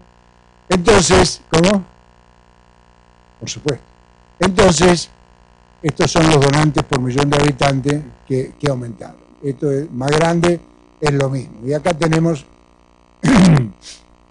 el Programa Federal de Procuración, que lo reconocemos como realmente un logro muy interesante, ¿no? Pero el programa, acá se empezó, la cosa volvió para abajo otra vez, y entonces ahí empezamos a plantearnos de que había que repensar las cosas, y aparece lo que se llama el Programa de Desarrollo del Trasplante Renal. Y ahí es donde nosotros empezamos a pensar, tal como lo mencionaban ellos, en que había una serie de nudos críticos: déficit en la detección y prevención secundaria de la enfermedad renal, obstáculos de accesibilidad a lista de espera, déficit de accesibilidad al trasplante por escasa oferta de servicio en los sistemas provinciales, y límites a la disponibilidad de órganos para trasplante. Entonces, una mirada más integral de la problemática, tal como vos lo mencionabas, como ustedes lo estaban pensando también. Dijimos acá, el tema no es solamente buscar donantes para hacer trasplante, sino que hay que darle un marco más sanitario, más razonable, más integral a la temática, y ahí es donde aparece este programa, que se convierte en una propuesta de actividades donde nos proponíamos facilitar la inscripción en lista de espera para trasplante renal, desarrollar y fortalecer los servicios públicos de trasplante renal en su momento, fortalecer las capacidades operativas de los organismos provinciales de ablación e implante en este sistema federal, y aparece la idea propuesta de hospital donante, ya no solo el coordinador hospitalario en el hospital, sino que sea el hospital el que asuma la responsabilidad como institución sanitaria de generar donantes. Esto da origen a estos programas: el PAIER, Programa de Abordaje Integral de la Enfermedad Renal, el Fondo Solidario de Trasplante asigna recursos a las provincias para desarrollar programas de trasplante, laboratorio de histocompatibilidad, bancos de tejidos oculares, etcétera, etcétera. Se fortalece el órgano y el programa Hospital Donante. Y así se empezó a trabajar en esta nueva etapa. No voy a hacer mucho, pero el PAIER, digamos, las guías clínicas para detección, registro, se genera en el CINTRA y después se pasa al CISA, un registro de enfermedad renal crónica en estadio 1, 2, 3, 4, debido al quinto. Sistemas de referencia, contrarreferencia, y además aquí se agrega el CAP donante, porque el problema de que el sistema sanitario no es emisor de mensajes positivos no es solo el hospital o la terapia, es el propio CAP. Entonces, el PAIER, que yo no sé, pero si ustedes lo conocen, pero hoy ya ha andado por todas las provincias con la puesta en marcha, es un programa inicialmente financiado por el FES, pero que funciona desde el INCUCAI, y que bueno, ahora va a pasar plenamente al INCUCAI, yo no sé si tiene, pero bueno, ahí se da la articulación con toda una serie de programas, el desarrollo de la oferta pública, de trasplante renal y de córnea, laboratorio de histocompatibilidad, programa de sustentabilidad, muy interesante los programas de sustentabilidad, porque lo que hacen los programas de sustentabilidad es que a todo hospital público con trasplante renal se le propone adherir a un programa por el cual, cuando hace un trasplante renal a un paciente público y a partir de ahora a un paciente con PROFE, desde el Fondo Solidario se le transfiere automáticamente recursos que cubren el gasto variable de ese trasplante. Y el programa Hospital Donante, que propone protagonismo del hospital, planes de comunicación, etcétera, etcétera. Lo voy a pasar rapidito porque no lo puedo. Pero ¿qué pasa? Este es un país asimétrico, no todos. Fíjense, estos son los donantes por millón de habitantes de las provincias de Argentina. Hay provincias con más de 30, que se parecen a España. España tiene 30, 34, 35 donantes por millón. Y hay provincias con 0. No tienen el nombre acá abajo. No se los puse. Le puse el nombre a las que están por encima de la media nacional. Esta es la media nacional del año pasado. Entonces están San Luis, Santa Fe, Mendoza, Ciudad de Buenos Aires y Entre Ríos. ¿Hay alguien de Entre Ríos? Entre Ríos el año pasado fue la provincia con mayores índices de donación, 31.3 por millón de habitantes. Muy bien el Cucayeri, muy bien un plan que desarrollaron con, digamos, en todos los hospitales de la costa del Uruguay. Fíjense, hay el hospital de Concepción del Uruguay, es un hospital pequeño, creo que Concepción tiene 60.000 habitantes, puede ser. Hospital pequeño, que en ese año tuvo 10 donantes de órganos. 10 donantes de órganos. Ni el Hospital Fernández, ni este tuvieron ese año 10 donantes de órganos. Lo que tuvo ese hospital fue una organización hospitalaria en ese año que permitió trabajar de tal manera de generar esto, ¿no? Bueno, es un país entonces con enormes asimetrías. Es un gran problema que requiere no solo recursos, sino inteligencia y capacidad para poder darse estrategias para superar esas asimetrías. Y este otro dato, fíjense, estos son los donantes generados. Cada columna es un hospital. Hay un hospital que generó 30 donantes de órganos en un año. El Hospital Simplemente Vita González Catán, el Hospital Central de Mendoza, fíjense, los dos hospitales. El Clemente Álvarez de Rosario, y bueno, y así, aquí están, el San Martín de Paraná, el Posadas, el Cuyen, el Padilla, y después tenemos los hospitales que no generan nada. Esto también es una asimetría del sistema de salud, ¿no? Es una asimetría. Este hospital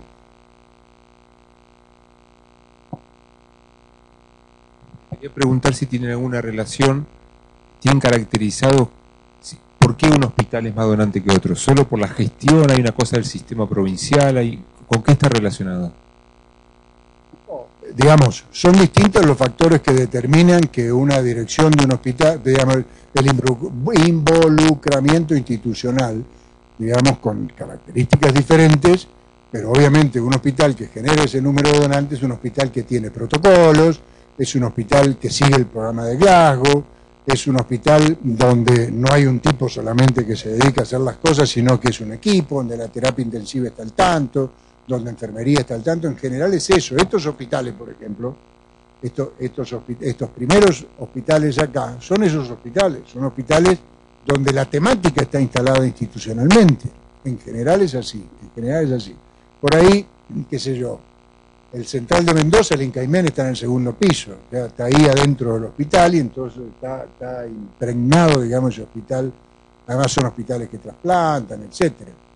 Son distintas las causas por las cuales hay hospitales, hay algunas provincias donde desde la autoridad sanitaria se instaló la temática, como en Tucumán, por ejemplo, como en Santa Fe, donde la autoridad sanitaria dijo no podemos estar así, qué cambio hay que hacer, se cambió el Cucaytuc, cambió el Cudayo, empezaron a aparecer una serie de políticas, de recursos y qué sé yo, y las cosas fueron cambiando y el hospital creó una unidad de procuración, otro hospital creó un departamento de donación y trasplante, etcétera, etcétera. O sea, fueron trabajando en el desarrollo de estructura interna y, por supuesto, de política institucional.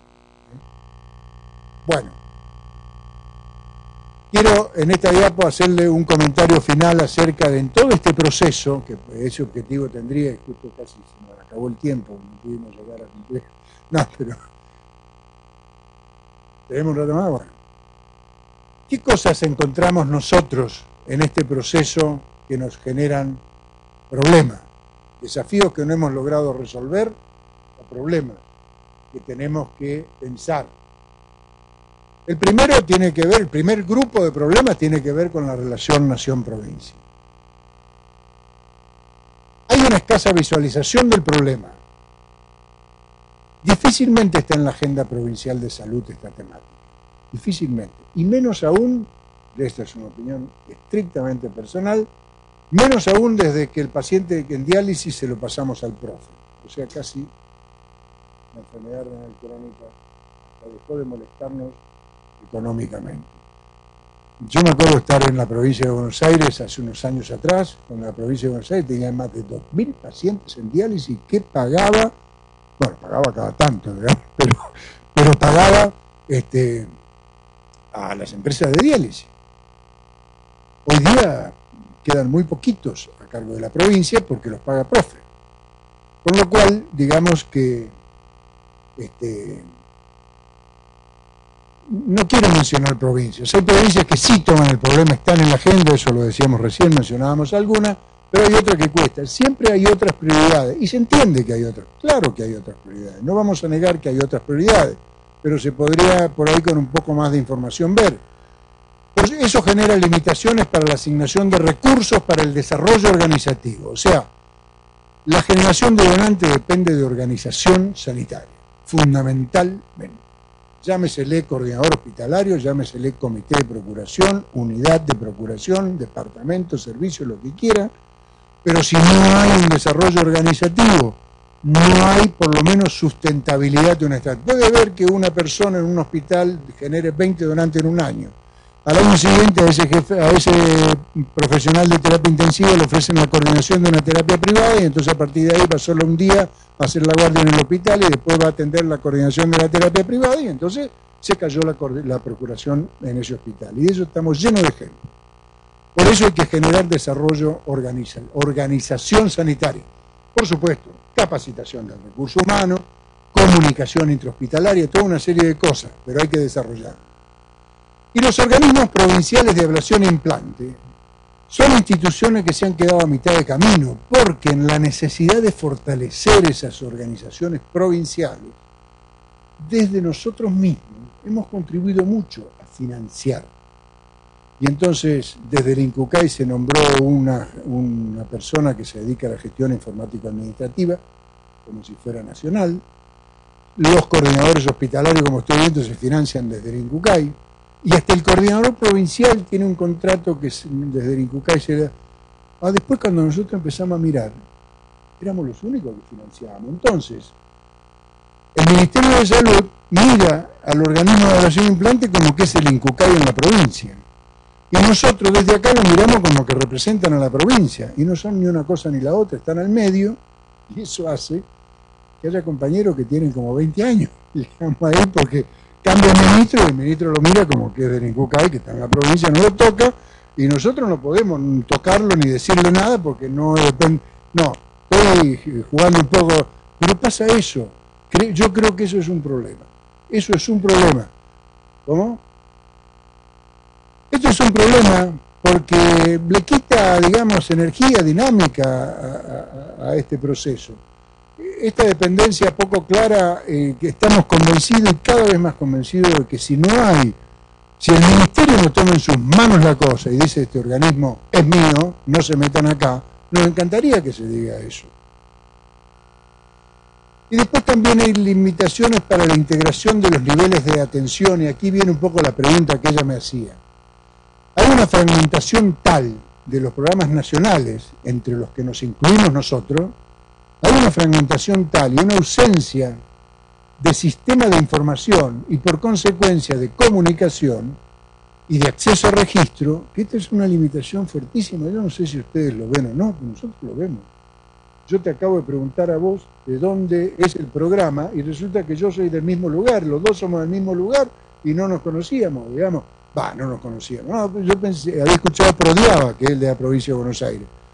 No tenemos vínculo con los... Entonces se hace muy difícil la cosa. Pero además, digamos, tenemos una estrategia de atención primaria que está descolgada, digamos, no tiene sistemas de acceso a los registros, a la información. Entonces es muy difícil. Yo creo que esa es una limitación importante. Y esto se lo quiero mencionar, es una intimidad, esto que les voy a decir, pero como ustedes son los dueños de los sistemas provinciales de salud, yo se los quiero contar. Nosotros cuando decimos que en realidad el actor acá es el hospital, de alguna manera estamos, no de alguna manera, de plena manera estamos queriendo cambiar el paradigma. Lo que estamos diciendo es que el actor central acá no es el organismo provincial de ablación e implante. El organismo provincial de ablación e implante tiene otros roles. Realizar, normatizar, cuidar que el ingreso a lista de espera, que la población en diálisis, que la asignación de órganos, que el seguimiento de trasplante, que el trasplante de SPH, que se coordine con el servicio de banco de órganos, que bla bla, que qué sé yo, pero la generación de donantes es de protagonismo hospitalario. Ese es un paradigma nuevo para nuestro sistema. ¿Dónde están las resistencias más fuertes de ese paradigma nuevo?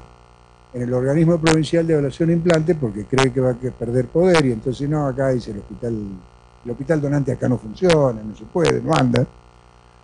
Seguimos con el esquema viejo. Y el coordinador hospitalario, porque dice, entonces voy a perder laburo. Si el director del hospital se hace cargo del tema, si se genera el comité, ¿yo qué hago? Entonces nosotros decimos, no, vos sos el que vas a coordinar, no es que vas a hacer todas las cosas, vas a coordinar y te vas a encargar de gestionar el proceso, esto es de que el proceso suceda, pero no hacerlo vos. Cuesta mucho, y nos estamos dando cuenta que sí, las resistencias más importantes están adentro mismo de nuestro sistema de donación nacional. Y después tenemos limitaciones en la implementación de redes. Resulta razonable y lógico decir, mirá, está bien, trasplante de córnea que todas las provincias tienen que tener, trasplante renal más o menos, porque en realidad para optimizar un recurso uno necesita programas de trasplante renal que tengan volumen de práctica, porque si un centro hace 5 trasplantes cada 2 años, cada trasplante es el primer trasplante, entonces no sirve. Para tener volumen, entonces en un centro deberían derivar varias provincias, entonces empezamos con una estrategia regional. Y esa estrategia regional tuvo cosas buenas. Las experiencias más interesantes en el NOA, donde Salta tiene un laboratorio de HLA que, digamos, hace los HLA de todos los donantes y los ingresos a lista de espera. Tucumán tiene un programa de trasplante renal, Salta en Loñatilla también. El banco de tejidos oculares lo hemos propuesto y se instaló finalmente en el Hospital de María de Santiago del Estero. Un banco de huesos está en Tucumán y pretendemos que esta inversión, digamos, sea utilizada por la región. Y no es fácil. Así como cada intendente quiere tener su maternidad en el municipio y por supuesto su ambulancia, digamos, así también cada hospital quiere tener su programa de trasplante renal, trasplante de córnea, quiere tener el banco de ojo, porque ya que tiene trasplante de córnea quiere tener el banco de ojo, y nosotros hemos cerrado un montón de bancos de ojo y nos quieren matar en muchos lados, pero lo hemos cerrado porque el banco de ojo funciona, digamos, era una heladera el banco de ojo, no es así, las cosas, los estándares de calidad han aumentado. Cuesta mucho, y entonces, no, Santiago del Estero, pero si, ¿cómo lo mandamos de acá? No hay ningún bondi que vaya de acá a Santiago del Estero, y además nos falta más fácil mandarlo a Buenos Aires, y que de Buenos Aires lo manden a Santiago del Estero. Es muy difícil. Eso nos ha llevado a decir, bueno, está bien, desde el Fondo Solidario le damos a Tucumán, que está más o menos en el centro, recursos para que le ponga movilidad al transporte de muestras y de tejidos.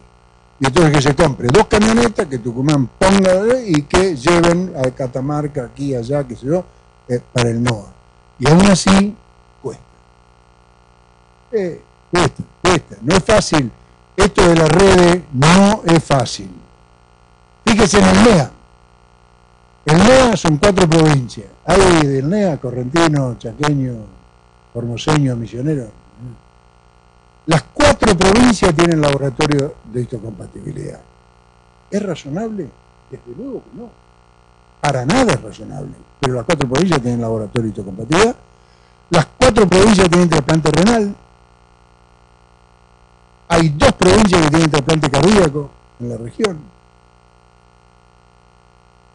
Y encima hay alguna provincia que manda a hacer el trasplante cardíaco al capital. Es muy difícil esto de la cuestión regional. Es muy difícil, yo no sé cuál es la experiencia de ustedes, cuesta bastante. Tenemos una experiencia en Cuyo, que en Cuyo, digamos, llegamos un poco tarde, porque llegamos cuando ya las 3 provincias de Cuyo estaban desarrollando el programa de trasplante renal, pero al menos llegamos a tiempo como para decir, del Fondo Solidario ponemos recursos para que el trasplante de médula ósea se desarrolle en Mendoza, porque ya venía teniendo un desarrollo, pero entonces hagamos un banco multitejido en el Hospital Rawson de San Juan, que sea un banco que recoja, digamos, tejido de todos los donantes de las 3 provincias y a su vez ponga a disposición de los traumatólogos de las 3 provincias, de los cardiocirujanos, que se los tejidos, y hagamos un banco de tejidos oculares en San Luis, que concentre, digamos, todos los glóbulos oculares que se ablacionan. Está más cerca, es verdad, hay menos distancia, aunque entre San Juan y San Luis hay unos cuantos kilómetros, entonces ahí la cosa, pero pareciera que más o menos eso va a caminar, pero además lo hicimos mejor, porque en una reunión con el secretario de Política y los 3 ministros se firmó un acuerdo entre todos, entre los ministros, los organismos provinciales, el Ministerio de Nación, el INCUCAI, para que del Fondo Solidario se asignen esos recursos, se desarrollen esos programas y se avance. Bueno, estos son los comentarios que yo quería hacerles acerca de todo este desarrollo. No todas las cosas son color de rosa, hay dificultades, tenemos problemas, no somos, digamos, nos equivocamos muchas veces y vamos aprendiendo en esta historia.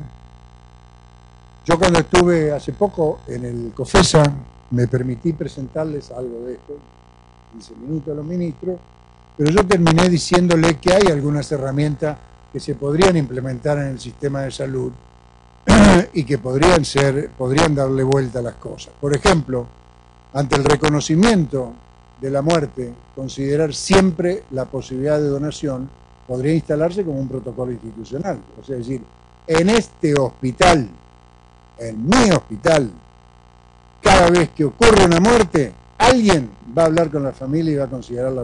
Eso es un protocolo hospitalario. Y eso está en manos de la autoridad sanitaria provincial, que puede juntar a todos los directores de hospitales y decir, muchachos, vamos a hacer esto a partir de ahora, y esto cambia la historia. Esto cambia la historia. La segunda cosa, y también tiene que ver con las autoridades sanitarias, la generación de donantes podría establecerse como un indicador de calidad institucional.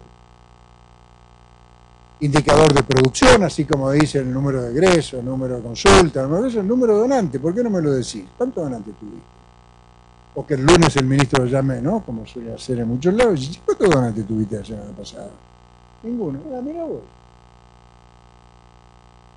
Para la gente, digamos, indicador de calidad de gestión, porque si no tenés donante algo te está pasando. ¿Qué pasa? Te falta el médico, te falta el enfermero. Que claro, dice, no, lo que pasa es que el médico de 24 horas la terapia, tengo 5 médicos, hace uno para el lunes, otro para el martes, otro para el viernes, y el sábado rotativo y el domingo rotativo, ¿qué querés? No puedo.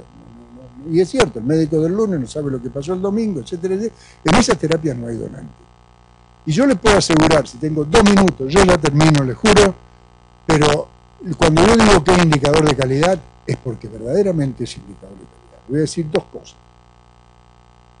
Ustedes, porque no son médicos, muchos de ustedes, solamente son utilizables órganos que han sido perfundidos, que aquellos muertos en los que la perfusión tisular de sangre oxigenada es suficientemente adecuada como para mantener la función de los órganos.